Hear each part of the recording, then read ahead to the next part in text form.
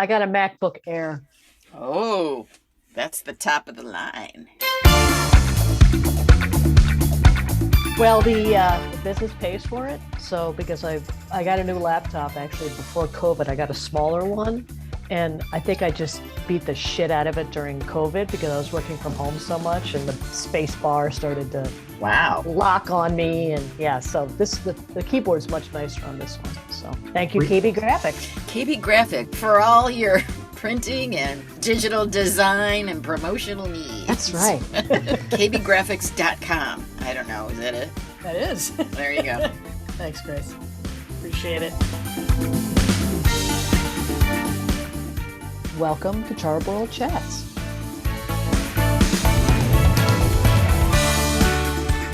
I just looked at my Instagram this morning. I don't post that much, but out of the last 30 pictures I posted, 27 of them were within 100 yards of my house or in the house. That's really funny. I was going to say we're on your porch, like that one of your dog, right? So who are those strange people in your Instagrams? One of them's a 19th century painting, and one of them, some guy. I'll probably get sued for taking his picture. Do you guys remember that Truth in Advertising video that we used to watch at Buck and Pauline? Some Canadian agency, I think, made it, where it basically takes you through like creatives meeting, a client meeting, and it just inserts for. Now, why the hell did I bring that up? It inserts. Wow. I know. This happens to me like within 3 seconds. It's gone. They basically, the dialogue is what people are really thinking or really doing, so like the VP comes in and he's like, I'm just coming in to demean you and announce my position as top dog. And the other guy goes, well, like, I'll be in your office later to lick your butt lily white clean or something, You guys don't remember that? I don't. One of you, well, maybe not someone in Buck and Pauline showed it to me. So I was showing it to Luis the other day because he showed me one where this guy is on the phone and he's trying to get off the phone with someone. It's a business call. And all he does is he's moving closer and closer and closer to the phone, like trying to hang up. But at the same time, he's just quoting all these business, buzzwords, like, I'll circle back on that. Let's put a pin in that one, and just like going on and on and on and on. And at the end, he just reads off like 9 of these phrases and finally can get off the phone. And why the hell did I bring that up? That's the question. Well, the question is, why did you keep talking even though you didn't know why you were bringing it up? Right. Well, because I thought maybe it would come to me while I was talking. Right. Because, that's what my Myers-Briggs type does. You talk to form your ideas. Oh. And I thought maybe my idea would form while Let's circle back. I was babbling. But that didn't happen, unfortunately. Where does that concept come from? That your ideas form as you speak? Myers-Briggs? Well, the Myers-Briggs type indicator. Did you ever take that? Okay. Yeah. Oh, because I'm a high E, meaning high extrovert, which means, and not what like in the normal sense, but more like I get my energy from people, and if I'm instead of things or ideas, and so if I'm talking, it's to form my ideas. Mm-hmm. And with introverts, and I do see this with certain people in my life who are introverts. Like when they say something, it has already formed, right? And they have already decided, and I almost don't say anything without editing it first, doing a first draft and then editing it. Me too. Yeah. Really? See, Bailey, I would have pegged you as an extrovert. I think I'm a combo platter. Oh, probably. Yeah. Most people are, I guess. Yeah, because I definitely, especially when I'm talking about something that's, maybe has a little conflict, like if, Chuck and I are having a discussion about something, I'm very careful. And he's not. He'll just it's just a dump. He'll just say what's on his mind. And then I'm always saying, okay, well, let's see, how can I respond to this? Or how should I say it so it's not too scathing or soft or that's interesting. Yeah, I definitely sort of PC up my my responses. Cecilia's like that too. There's no filter. She just opens her mouth and there's a direct connection to her brain, and it comes out. Whereas I edit everything. Right. I mean, I have learned to filter with certain people, but the people I'm cclosest to, I probably don't. So, right. I just let it out. Yeah, with my son, I mean, that's the place where I really, because he nails me, you know what I mean? Like he puts a pin in it. He totally gets the issues that I have, and he calls me out on them. I guess that's the phrase I'm looking for. Right. So he doesn't let you get away with anything. He really doesn't. I mean, like last night he found out one of the schools he applied to, he didn't get in. Everything else, 4 of them he got accepted to, but one he didn't.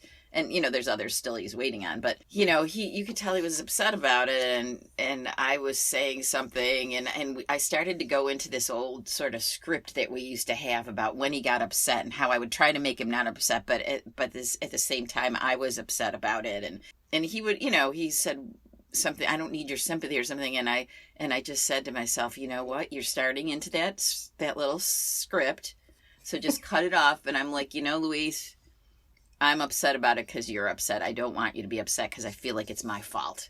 So I'm just going to stop now. And I'm sorry you didn't get in, Right. It's funny you used the word conflict, BAYLIE. I had a thought in the past 2 weeks about... You had one thought in 2 weeks? I had one thought. What's the big thing in all entertainments, in all fictions, is conflict. You got to have the conflict. In Charbroiled Chats, we don't have any conflict. We all think pretty much the same way, not exactly, but we like each other. And so if anybody was listening to it, maybe we need some conflict. What kind of conflict do you want? I mean, we can discuss current events and that kind of thing, but we decided we weren't going to. So. No, I don't think we want to do that. And we don't want to date it either. I'd like talk about any of that stuff because none of this is coming out for months. But it's just a conflict thing people like to listen to that, and there's no disagreement. We haven't disagreed on anything. I don't know that that's absolutely necessary because the things I listen to, are the comedy ones, and there's not conflict in those. They're just funny. Okay. Yeah. Right. No, I don't have an issue with it, but it's... That was the one thought I had in the past 2 weeks, so... I guess you could throw a bomb out there if you wanted to. Well, that's what I was thinking. Maybe just say, shut up. No, you shut up. Yeah, you shut up. You don't know me. You don't know what I'm capable of. How'd that feel? I almost just did a spit take. That was a real spit take. I almost just did it. Uh-oh. What happened? I gotta turn off my email. It's dinging. I still don't remember why I brought up that truth in advertising thing. Isn't that weird? Because usually it'll come to me after a while. Start talking and form your idea. Yeah, right. That doesn't help, though. That's the thing. Why don't we do it? Well, you've already done the Myers-Briggs. I haven't done it in years. I have no recollection of what my results were. Maybe we should do that, or another personality test, and we should have a little chat on that. Well, it's funny, but Myers-Briggs, it was interesting because I did find out that there's no basis for it in psychology, or there's no evidence for it. That, like, the 2 people that invented it were not psychologists or anything, even though, and tons of people use it, but there's no evidence for it versus, like, StrengthsFinder, which has been tested. With thousands and thousands of people, and, the data informs what they do next and blah, blah, blah, blah, blah. But it's still it really resonated with me when I did it. Maybe because it's self-reported, and it just confirms what you think. But the whole thing about talking to form your ideas, I did one very interesting assessment called the Kleeman, I think? Conflict resolution assessment, I think was the name of it. And they talked about 5 modes of conflict resolution. That means, not resolution, but conflict engagement, I guess. How you tend to engage when there's conflict, and not necessarily like angry conflict, but just difference of opinion, et cetera, et cetera, et cetera. And my number 1 at 86% was collaboration. And it said that you probably use this too much. You probably talk about things that don't even need to be talked about, which really rang a bell with me because I'm always, trying to get everyone to agree on stuff. And, so you really like collaboration? Well, I really do. Yeah. I mean, I really do, but I overuse it, you know. I wouldn't think you could well, I guess you could if you don't. Yeah, there's sometimes you just make a decision, and just do it. You don't have to collaborate with people. I took a test. This had to be a long time ago, like right after college, and it was supposed to tell you, because I had no idea what I wanted to do, it was supposed to tell you literally what job you should go for. And I speaking of editing before you talk, and my number one job that I should go for was diplomat. That's interesting. Diplomat, translator, and architect. Huh. Yeah. Wow. And you went the other way completely. Must have been a Cosmos survey. Right. Now it was a real test. It was like a 5-hour test or something. Wow. That's really interesting. Yeah. So when I edit before I speak, that's what a diplomat does. That's their stock and trade. Yeah. That's interesting because Luis is definitely an introvert and he edits what he says, and he is, that's one of the things he's thinking about, Right. I mean, I don't know about diplomat, but like global relations and maybe State Department, I suppose, could be a possibility. But anyway, that's if he actually gets into a college. You just said he got it a 4. He did. I'm just, hyper focused. You know why the reason I was so upset was because one of the colleges he didn't get into is in New York City. And I'm really, really hoping that he starts out in New York City. Now, he did get into one college in New York City, but it's the most expensive one that we saw. So, and of course, the other day, like Suffolk University sent an update, your financial aid package is updated with New York State awards or something like that, or federal awards, and it was $250. Oh, woo! Are you kidding me? Why did you even bother to send me the email? Because that might cover one textbook. Oh my God! Right. Congratulations. So, how was your ski trip, Bailey? It was. Who cares? Oh, hey, fuck off. We don't want to hear about it. You did. Remember when you did that to me a few times about what was the topic, and you cut me off every time I started to talk about it. Right. I can't remember I don't know. I can't remember that. Of course, I can't remember either. No. You know what I've been thinking about, though, that might make it interesting topic for today is retirement. Yeah, we talked about that a lot on our vacation. So, yeah. Did you? Yeah. What do you guys want to do? I mean, what are your plans? Well, we really enjoyed. I'm already there, duh. Oh, so we're going to ask your opinion on how do we do it? Yeah, right. Or not do it. Yeah. No, because we really enjoy going out west and skiing, and it's gobsmackingly beautiful out there. Mm-hmm. Right. And and we've been talking about maybe getting a place somewhere out in Colorado, a little place, even if it's, a part-time where we rent it part of the time and we stay out there in some place for our kids and grandkids. And so we're sort of working around that a little bit. As to when, who the hell knows, because of the old greenbacks.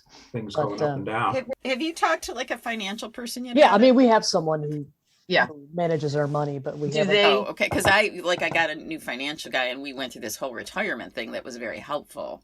Yeah, I was wondering if you had done that. Yeah, we haven't done it recently. Yeah, but we need to. It is interesting. It is, yeah.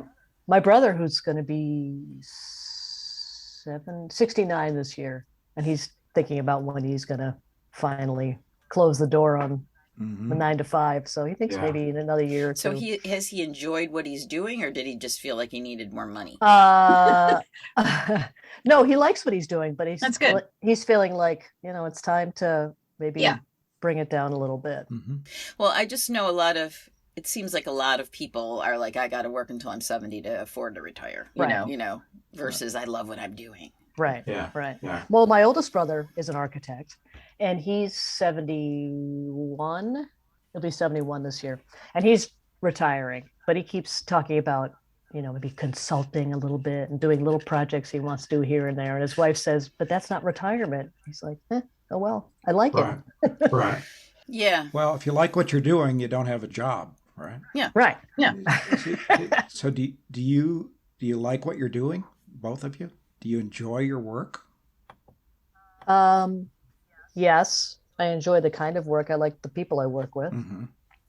I also like that I can do it. I can make my own hours, so I have time to do other things. Right.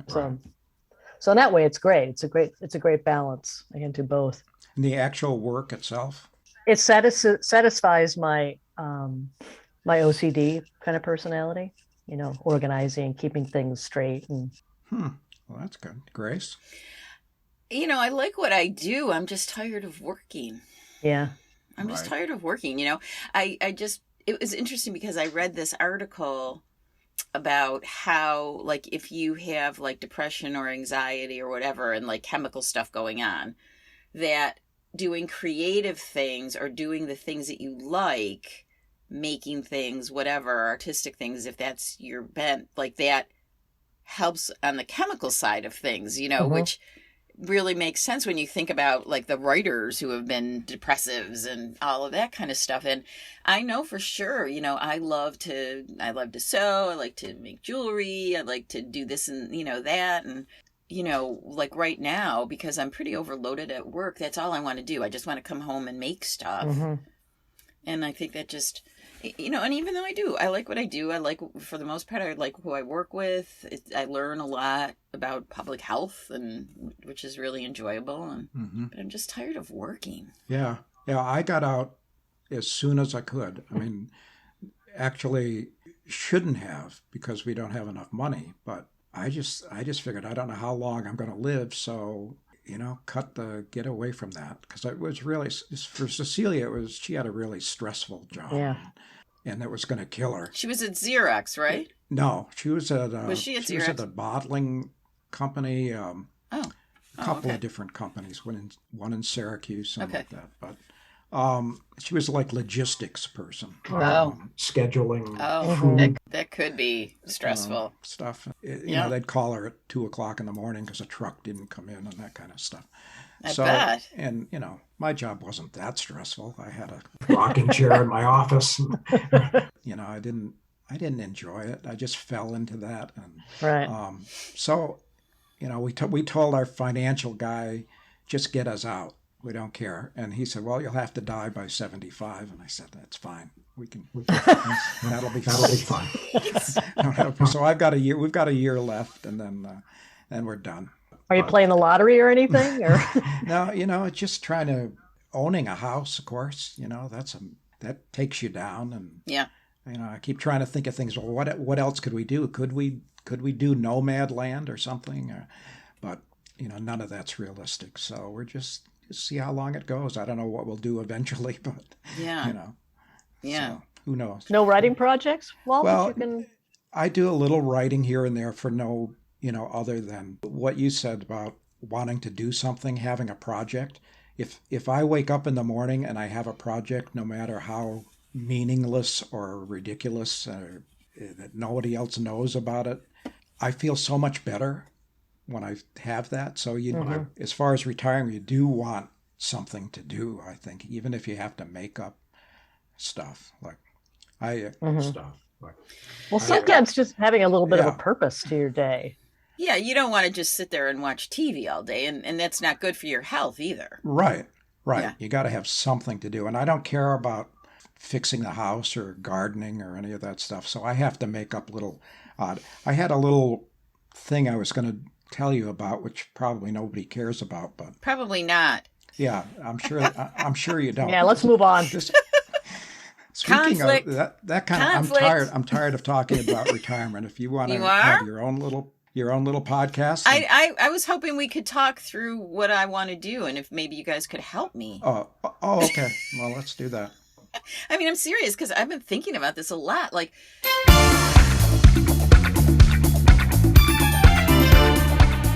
fine. Go ahead with your petty issue when I'm trying to talk about the rest of my life. I'm Bailey. I'm Grace. I'm Wally. That never goes anywhere. What is And you, but maybe we should start out. I'm Bailey. I'm Grace. I'm Wally. And you've been listening to Charbroiled Chats. Yeah. Okay, I like that.